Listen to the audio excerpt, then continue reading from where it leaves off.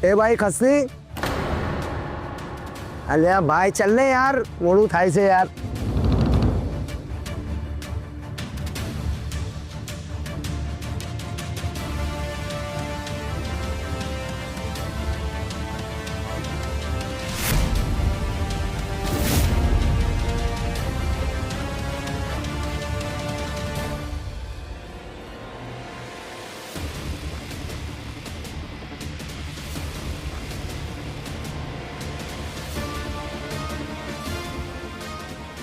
गाड़ी क्या जती रही? आ रस्ते के पेला रस्ते?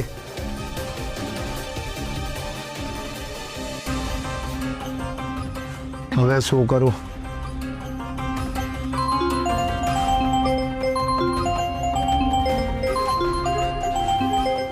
હવે અમને શું જવાબ આપો?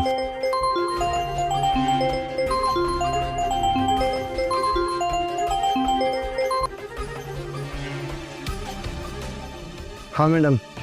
अब काम કેટલે પહોંચ્યું? મેડમ હું એનો પીછો કરતો જ હતો પણ વચ્ચે એક બાઇક વાળો આવી ગયો, પછી અમારી ગાડી ઊભી રહી ગઈ, પછી એ ગાડી ક્યાં જતી રહી અમને ખબર જ ના પડી। ડેમ ઇટ, એક કામ બરાબર નથી કરી શકતો। God, sorry madam, sorry. હવે એક કામ કર, હું તને એના ઓફિસનું લોકેશન મોકલું છું, ત્યાં પહોંચ અને જેવો તને મોકો મળે ને એનું કામ પતાવી દેજે, સમજો? जी मैडम।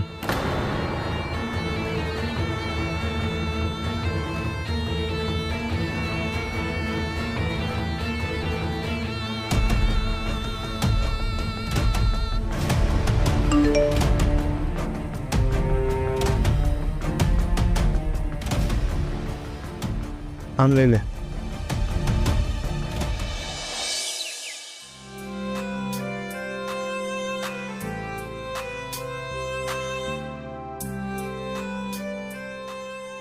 मम्मी। हाँ हाँ बेटा। मम्मी तू ठीक तो है ना? हाँ હું એકદમ ઠીક છું બેટા, પણ જ્યારે જ્યારે રાધા વિશે વિચારું છું ને તો બહુ દુઃખ થાય છે। એ જ્યારથી ટ્રીટમેન્ટ માટે અમેરિકા ગઈ છે ને ત્યારથી એક એક દિવસ હું ગણીને કાઢું છું। ભગવાનને બસ એક જ પ્રાર્થના કરું છું કે મારી રાધા બહુ જલ્દી સાજી થઈને ઘરે પાછી આવી જાય, આપણી પાસે આવી જાય। मम्मी मम्मी तू रड़ीश नहीं प्लीज। दादा भाभी ने सारू થઈ જશે। હવે આપણે બધા એના માટે પ્રયત્નો કરી રહ્યા છીએ। મને ખાતરી છે મમ્મી કે રાધા ભાભી અમેરિકા એમની એડવાન્સ ટ્રીટમેન્ટ માટે ગયા છે ને તો એ 100% સાજા થઈને પાછા આવશે। મમ્મી ખબર નહીં કેમ પણ મને હવે એવું લાગી રહ્યું છે કે ધીમે ધીમે આપણા જીવનમાં બધું સારું થઈ રહ્યું છે। તને ખબર છે આજે આરપી સરે અમને લોકોને એવું પૂછ્યું કે તમારે નોકરી કરવી છે કે પછી બિઝનેસ કરવો છે? જો તમારે નોકરી કરવી હોય તો આપણી કંપની છે જ, અને જો તમારે બિઝનેસ કરવો હોય તો આપણે પાર્ટનરશિપમાં કરીએ। પૈસા મારા અને કામ તમારું।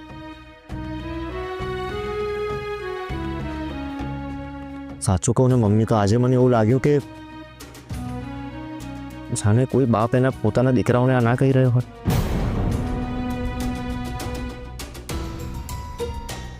તો તમે શું કહ્યું બેટા? મમ્મી અમે લોકોએ હજી સુધી અમને કોઈ જવાબ નથી આપ્યો। અમને એવું લાગ્યું કે પહેલાં તારી સાથે ડિસ્કસ કરીએ અને પછી નક્કી કરીએ કે કઈ દિશામાં આગળ વધવું છે। જો શૌર્ય, મારો કોઈ પણ નિર્ણય તમારા ઉપર થોપવા નથી માંગતી બેટા।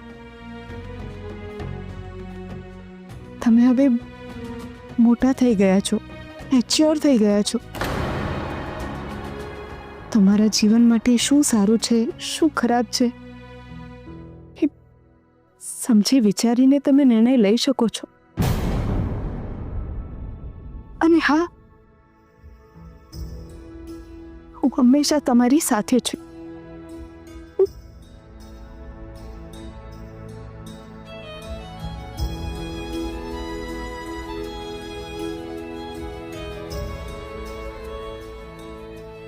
મમ્મી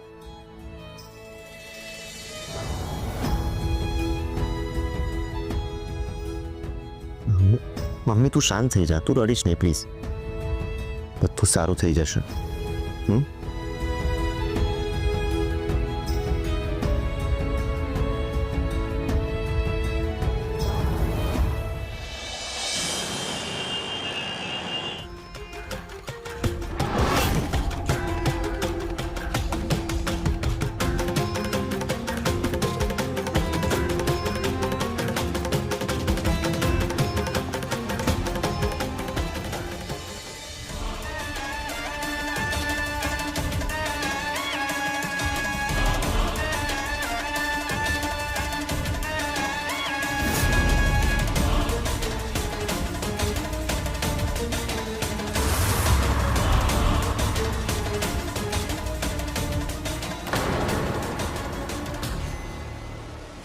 હવે સરસ ચાન્સ છે, જાઓ.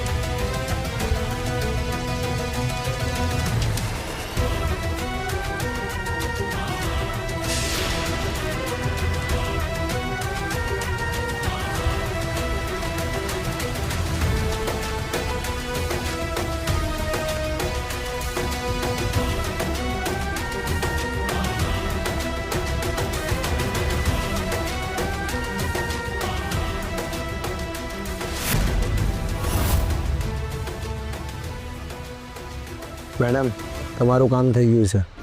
Well done. મેડમ, બાકીના પૈસા?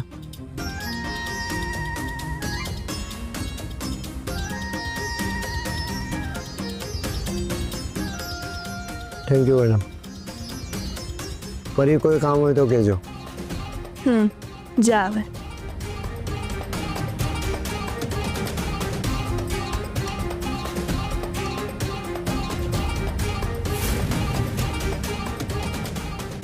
તું મને બધે જ નડે છે આરપી, એટલે મારે તને મારા રસ્તામાંથી હટાવવો જરૂરી છે. તું પોતાની જાતને બહુ સ્માર્ટ અને ઇન્ટેલિજન્ટ સમજે છે ને, પણ હવે તારી બદનામીનો ખેલ શરૂ. રાધા પાછી આવે ને એ પહેલાં મારે તને રસ્તામાંથી કાયમ માટે હટાવી દેવો છે.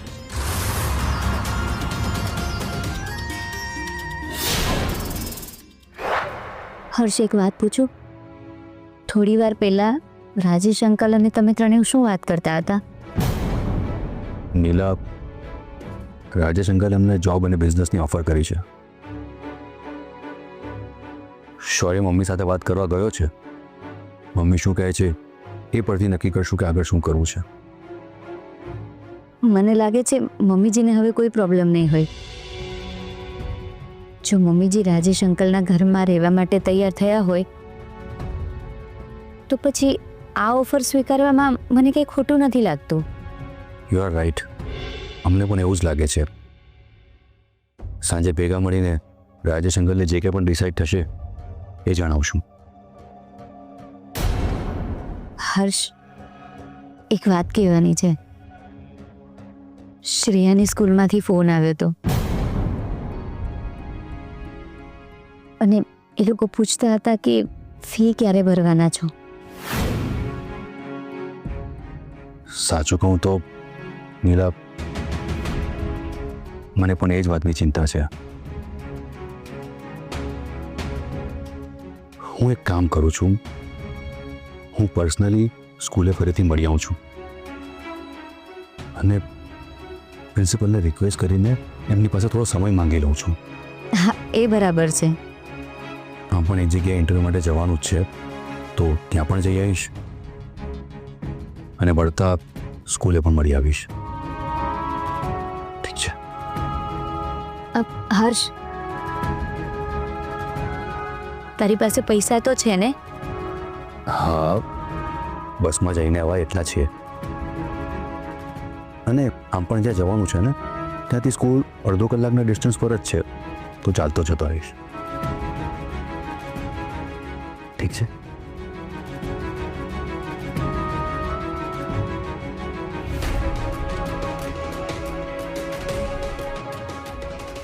કેવા દિવસો આવ્યા છે. બધા ભાઈઓ પાસે અલગ અલગ ગાડી હતી અને હવે બિચારાએ ચાલતા જવું પડે છે. હવે દુઃખના દિવસો પૂરા કરો ભગવાન.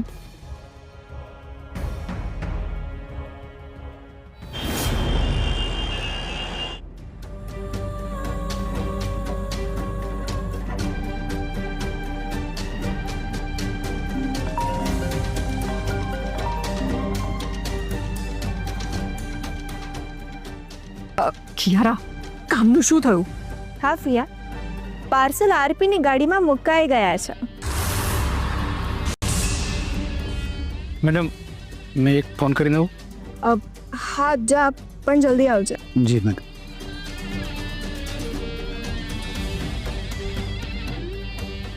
ફિયા,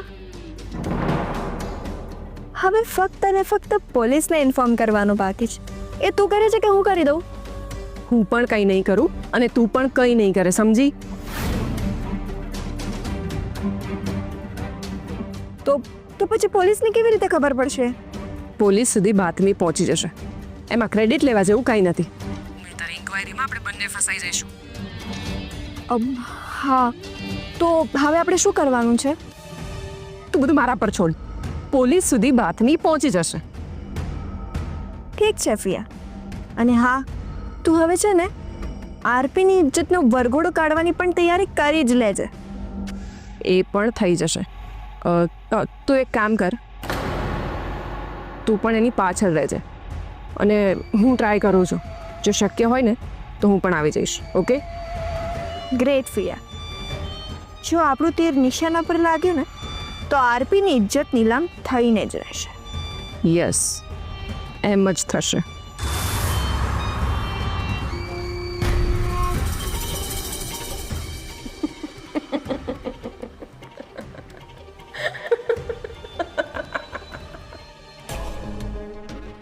ગોડ, આ ડ્રાઈવર ક્યાં રહી ગયો?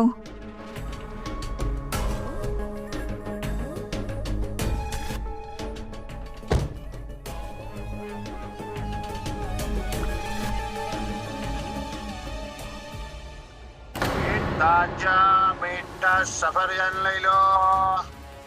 તાજા સફરજન, સફરજન, તાજા મીઠા સફરજન.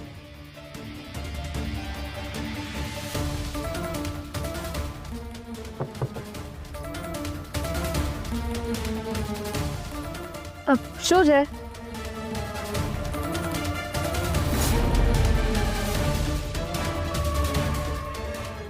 ઠીક છે, ઠીક છે.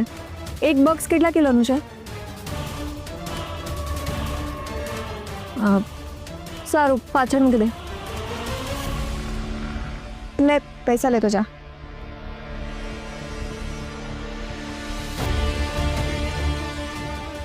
લે.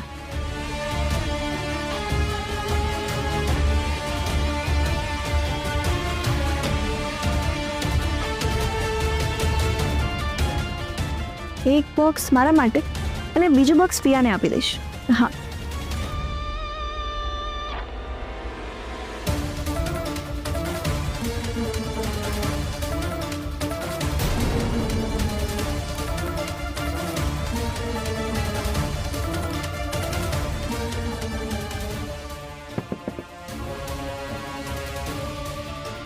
અરે અહીંયા નહીં, પાછળ ડિક્કીમાં મૂક.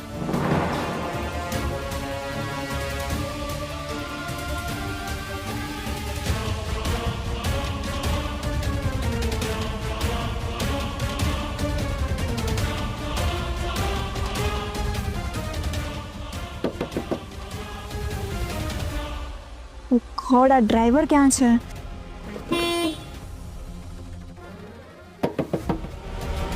અરે ઉભો રે, ખોલું છું.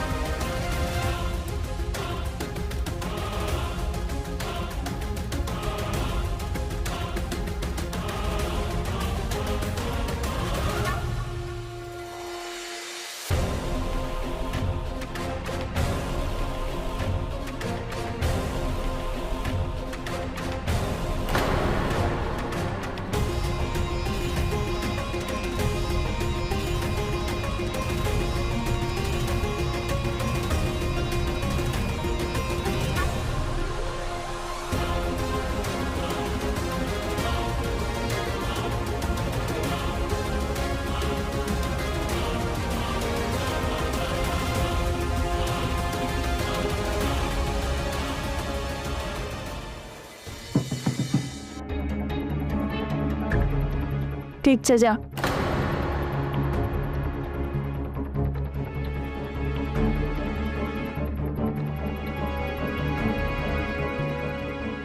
ડ્રાઈવર ક્યાં છે?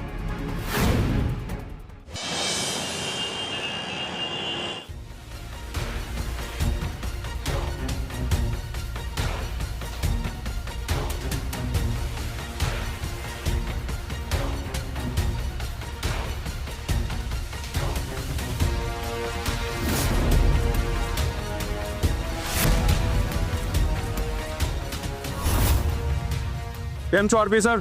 Fine fine, thank you. Inspector sir, આજે અચાનક ચેકિંગ શરૂ કર્યું?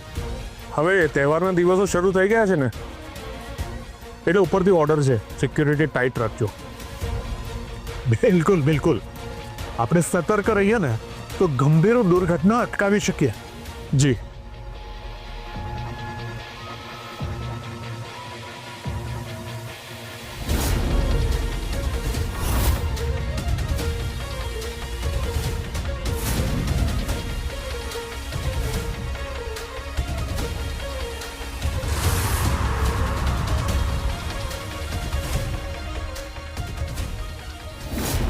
હવે મજા આવશે.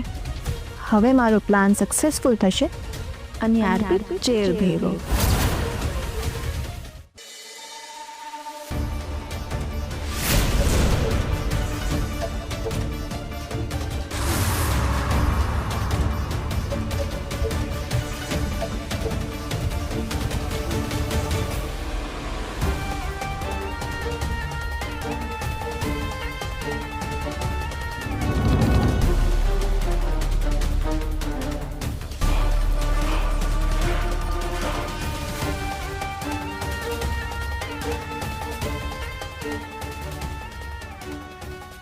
સર, ગાડીમાં કાંઈ નથી. ઓકે, સોરી આરપી સર, પણ અમારે ડ્યુટી કરવી પડે છે. અરે પણ મેં ક્યાં કંઈ કહ્યું જ છે એ બાબતે? સાહેબ, તમે તમારી ડ્યુટી કરી રહ્યા છો અને જ્યારે પોલીસ એની ડ્યુટી કરતી હોય ત્યારે દરેક સિટીઝનની ફરજ છે કે પોલીસને સહકાર આપે. બિલકુલ બરાબર સર. તમારે જેવું બધા સમજવા માંડે ને તો અમારું કામ સરળ થઈ જાય. થેન્ક યુ સર, તમે જઈ શકો છો.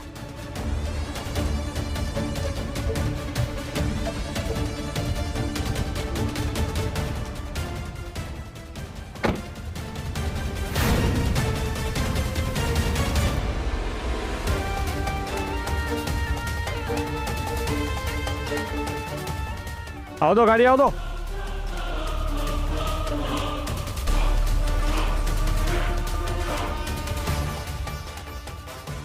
આ કેવી રીતે પોસિબલ છે? મારી સામે જ તો 2 બોક્સ મૂક્યા હતા લીકરના, તો પોલીસને કંઈ મળ્યું કેમ નહીં?